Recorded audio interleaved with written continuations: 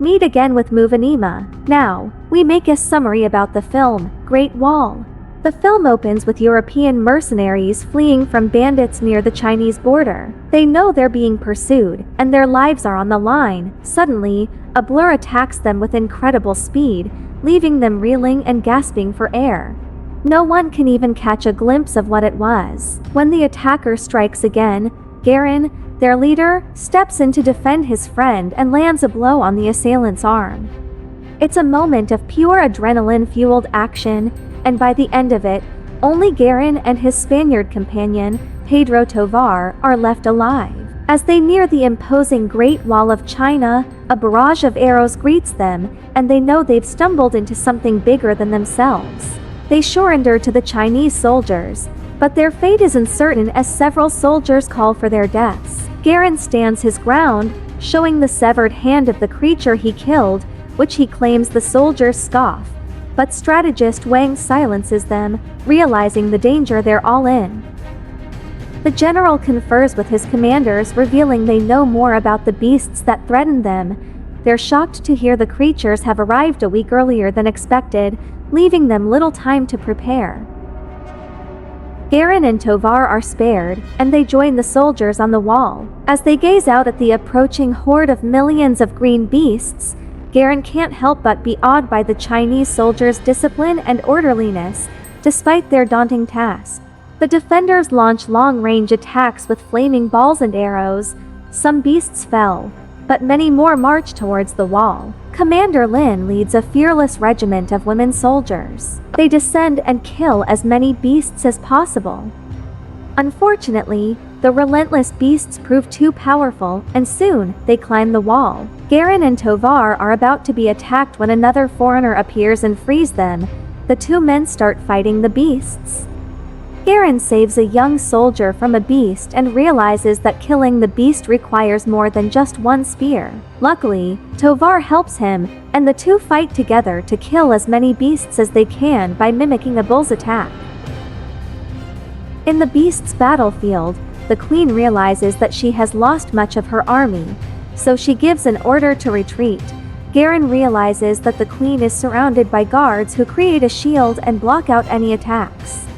He also notices that the beasts carry back their fallen ones, leaving the humans at a disadvantage since they cannot learn anything about their enemy.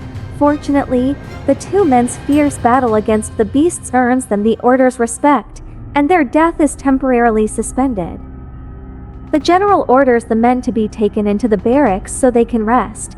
Here, the young soldier that Garen had saved, Peng, approaches the men and expresses his gratitude. The men also meet the foreigner who had helped them. His name is Ballard, and he had come into the territory 25 years ago in search of the black powder. However, he was caught and kept captive as an English teacher. Ballard demonstrates to the men how the black powder works using a small sample he has gathered. The three men plan to steal the black powder and escape during the siege. Their discussion is cut short when they get summoned to the chambers. Strategist Wang has found a large piece of magnesium rock in Garen's belongings. He feels that the magnetic properties of the rock have something to do with why Garen killed the beasts so easily. He also reveals what the beasts are and their origin. That night, General Shao is on the wall when he realizes that a beast has killed two of his guards. He wonders why the beast left the bodies behind since the beasts carried them to feed their queen. His team sees the beast standing before them, and they get ready to attack. Luckily, General Shao realizes that there is a second beast behind them waiting to ambush them. Shao quickly gets into action when the beasts attack, killing the second one but getting fatally wounded in the process. With his dying breath, he relinquishes command to Commander Lin. He also warns her against underestimating the beast's intelligence. A somber mood falls upon the soldiers as they get ready for their general's funeral. They send numerous candles into the night sky to illuminate the way for General Shao. Shortly after, an envoy from the capital arrives. He brings a scroll that shows the Tao Te was once defeated after following soldiers into a mountain whose rocks were made of magnesium.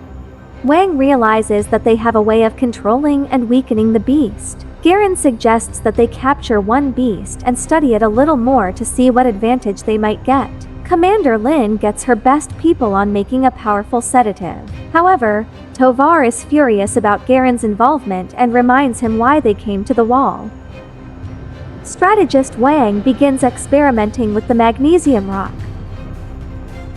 To everyone's joy, the beast becomes docile when the rock is near it, showing that the humans have an advantage. Envoy Chen wants to take the beast to the capital immediately on the king's orders. As the envoy leaves, the soldiers detect movement from the base of the wall and rush to investigate. Everyone is devastated when they find that the creatures have built a passage to the capital and were using the attacks before as a distraction. Now, the warriors have no option but to defend their capital. Seeing that the Chinese have no chance of winning, Ballard and Tovar decide to make a run for it. They go to the weapons room to steal the black powder. Garen suspects that the men are up to no good and runs to stop them. However, Ballard has had enough of captivity, so he cuts down a barrel, knocking Garen unconscious. The soldiers quickly capture Garen and accuse him of helping his friends steal from them. Garen defends himself, and luckily, Peng defends him too, since he had witnessed the whole exchange. Garen is locked in the dungeons while the army gets ready to fight.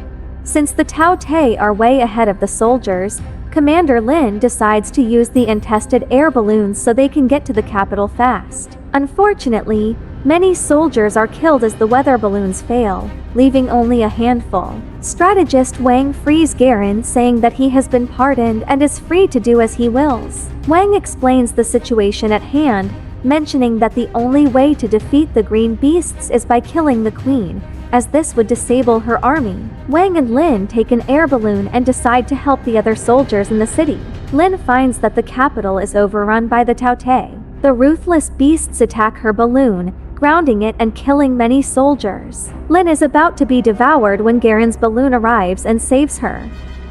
The group moves into the palace, where Garen has another idea. Using the unconscious beast, they can kill the queen. The group quickly loads the beast with grenades and stalk on a pile of meat. Unfortunately, the creature awakens and reveals its position to the queen. The queen orders the army to attack the group as they move through the tunnels. Several soldiers are killed, and Peng suffers some injuries. Peng makes the ultimate sacrifice by staying behind and bombing the beasts so that the others can get a chance to succeed in their mission. Garen and his team reach the end of the tunnel from where the queen is in the street, surrounded by his guards. Garen removes the stone, awakening the beast. Unfortunately, it cannot attack, so it grabs some meat and takes it to its queen. Garen and Lin move up to higher ground to shoot an arrow at the bombs, leaving Wang to guard the entryway. The first shot is unsuccessful. However, this is enough to annoy the queen, and she looks up to see who her attackers are. She then orders the Tao Te to attack the buildings. Garen and Lin must climb up higher to get in a better position. With the beasts attacking the buildings, strategist Wang has no option but to throw the magnetite rock to Lin before the creatures devour him. Garen takes another shot, but this one is unsuccessful as well. As it bounces off the guards and explodes, the queen locks in the position of her attackers. Back in the battle, Garen realizes he must quickly improvise. He throws down the magnet and follows it up with Lin's spear. The magnet causes the guards' defense to falter for a second, making the spear go through. The queen sees this and tries to put out the flare, but it is too late. The bombs explode, killing the queen. As Wang had predicted, all the Tao Te fall to the ground motionless as their leader is done. A few days later, Garen is allowed to leave. He has the option of taking the black powder or saving Tovar. Tovar is annoyed when Garen chooses him, but Garen feels that he will be back on the wall soon. He also values friendship more than material. Commander Lin watches as the two men leave, feeling happy that she saved her country. Thanks for watching. Subscribe for more content like this and hit the like button to help us out. Drop a comment if you want us to recap your favorite movie. Until next time, take care.